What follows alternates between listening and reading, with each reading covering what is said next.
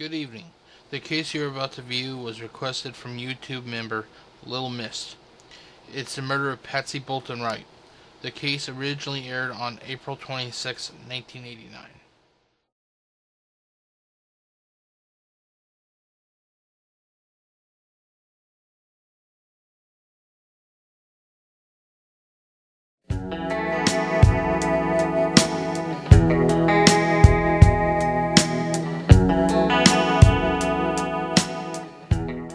The location is Arlington, Texas. The date was October 1987. Friends and family are mourning the sudden and unexpected loss of 43-year-old Patsy Wright. Patsy's daughter, Leslie Wright, claims that her mother was a great person, that she was nice, and that she never expected her mother to have met an end as the way that she did. Sally Hornering, who is Patsy's sister, talked about how it's been hard for her to think that Patsy has died. She continues to think that she'll appear as if nothing has ever happened. 8 days after Patsy's death, a test was conducted on Patsy's blood sample. The result spiked in one area. The test results show that Patsy was poisoned with strychnine. On top of it being a colorless crystalline alkaloid used as a pesticide, it's a strictly regulated substance in the United States. It's been reported to cause extreme pain and discomfort to those who have been poisoned by it. That's why there is a special consideration for torture when people are tried in cases of strychnine poison. To this date, there has only been 2 cases in the United States where strychnine was used as a poison. The time was 3 a.m. the morning that Patsy died. Prior to dying, she called her sister Sally, who was asleep in bed with her husband Steve. When Steve answered the phone, it was Patsy on the other end. She was in distress. She asked to talk to her sister Sally. Steve handed Sally the phone. When Sally asked her sister what was wrong, Patsy told her that she took her nightly dose of medicine, but something was wrong. When Sally asked what was wrong, Patsy passed out. The time was 3:17 a.m. when Sally and Steve rushed to Patsy's house. Sally and Steve tried to get into the front door, however, it was locked. Sally tells Steve to go around the back and see if he can try to get in. Steve Horning, who is Sally's husband, talked about how he went around to the back of the house and found an open window. His assumption was that the window was open to help get some air flowing through the house. Steve opens the window and makes his way into Patsy's bedroom. He finds Patsy laying on the bed. Steve makes his way to the front door and unlocks it, allowing Sally to enter the house. Sally makes her way back to the bedroom, and according to Sally, it looked like Patsy passed out. Sally proceeds to call 911 while Steve tries to wake Patsy up. Steve talks about while Sally was on the phone with emergency responders, he was trying mouth-to-mouth and CPR. Steve mentions that when he was giving her mouth-to-mouth, that he was inadvertently sucking green liquid into his mouth, at which he had spit onto either a nearby towel or the quilt on the bed. The paramedics arrive and take over the scene. They start asking Sally and her husband questions in hopes to figure out what happened to Patsy. Sally rides in the ambulance with Patsy. She watches the paramedics try to save her sister, but ultimately it was too late. Patsy died on the way to the hospital. The police, unable to find a point to start with, recalls that Sally said that Patsy had some medicine, and that is when something happened. The police confiscate the sleep medicine and had it tested. It was laced with strychnine that killed her. The authorities ruled out both product tampering and suicide. Patsy had the American dream. She had 2 children.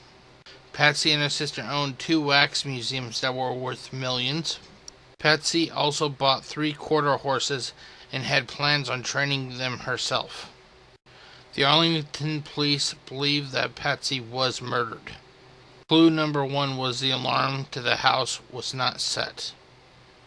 Clue number 2, only a select few knew that Patsy would take cold medicine at night before going to bed.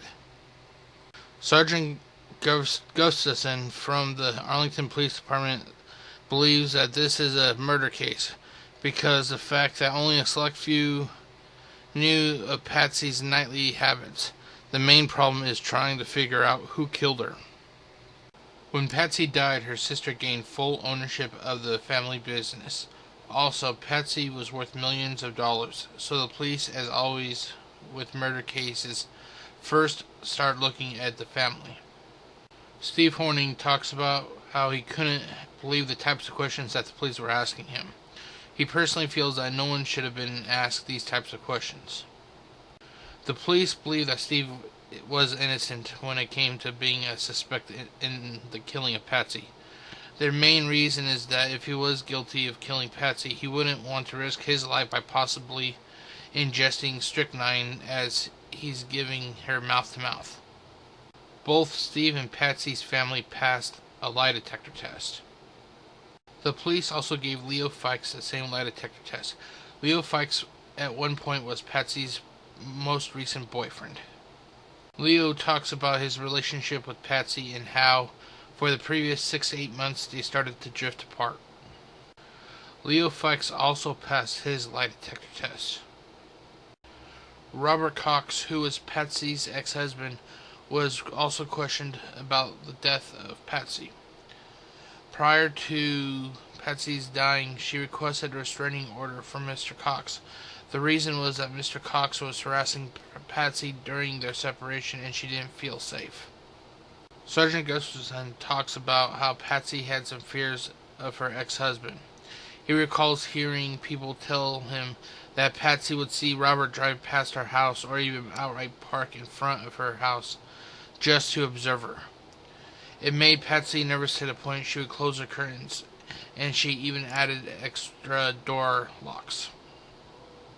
Sally remembers one time that Patsy was going to testify against Robert in an upcoming civil trial in regards to an arson case. Reports are that Robert contacted Patsy and tried to force her to change what she was going to say in the courtroom. These incidents of Robert harassing Patsy happened numerous times. According to Sally, Patsy stood her ground against Robert.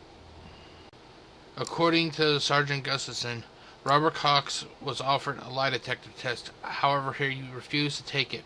Both Leo Fikes and Robert Cox maintained their innocence. The paramedics noted that when they arrived, there were 2 dinner plates next to Patsy's bed. It seems unlikely that Patsy would have shared a romantic evening with either her ex-husband or former boyfriend. Who was the second plate for? Could this unknown person also have known about Patsy's nighttime ritual? In an interesting twist, Patsy's daughter, Leslie, was at her mother's home taking care of some business when the phone rang.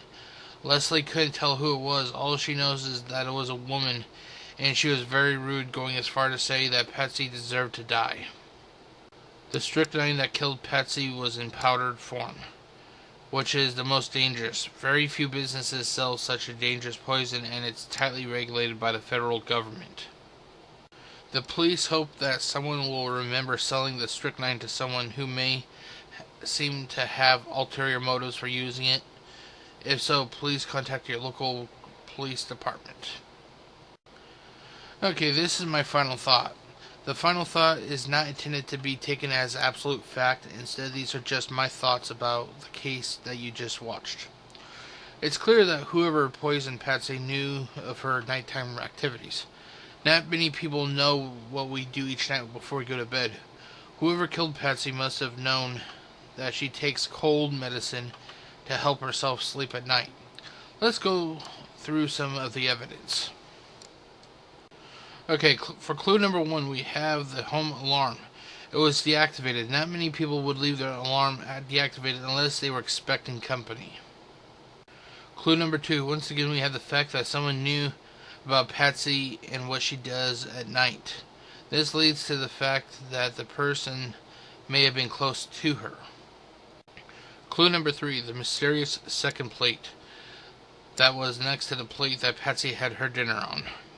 Most people would not have a romantic dinner in a bedroom if they were going to have standard friends over. No, this is something that is reserved for people who are intimate. Now let's look into the list of possible suspects. Suspect number 1, Steve Horning. I don't think he was responsible for killing Patsy at all. The police tested him and he passed a lie detector test. Also, he willingly gave Patsy mouth-to-mouth to try and save her life. It doesn't take much strychnine to kill someone. If he killed her, why try to act like a hero and save her? I personally think that he is innocent in all of this. This leads to suspect number 2, Leo Fikes. He seems suspicious to me in the video. He was talking a lot about himself instead of Patsy. However, I think ultimately he's just a lonely person who has trouble meeting people and that he lost something good in his life. So personally, I think he's about as guilty as Steve was. The next 3 suspects could be the ones who killed Patsy. Suspect number 3, Robert Cox. It is known that Robert was an arsonist, that he harassed Patsy to try and say that he was innocent in the civil case. Being her ex-husband, he didn't know about her nightly habits. What's there to say that he could have possibly known the home alarm code to deactivate the alarm? I personally think that Robert Cox is the best suspect in this case. Suspect number 4, the person who that second plate was reserved for, that was found in Patsy's bedroom. We don't know what our family members do during their time away from us. Maybe Patsy had a second life. She didn't want to be close to Leo Fikes. Could the reason be that she was distant from him because she was seeing someone else on the side? Maybe this person was working in collusion with Robert Cox. Maybe he deactivated the alarm when she let him in, and he took the fact that she was close to him as a way to kill her. Finally, I have an idea that no one possibly thought of. Suspect number 5. Earlier it was mentioned that Patsy bought 3 prize horses. What's there to say that someone wanted those horses and Patsy took them away from him or her by buying them out from under them? Revenge doesn't need a singular common reason. These are just my final thoughts. What do you think? Feel free to comment what you think could have happened. Also, leave a thumbs up if you prefer. Also, if you'd like me to take a look at a case, feel free to let me know via the comments section below. Thank you, and have a good night.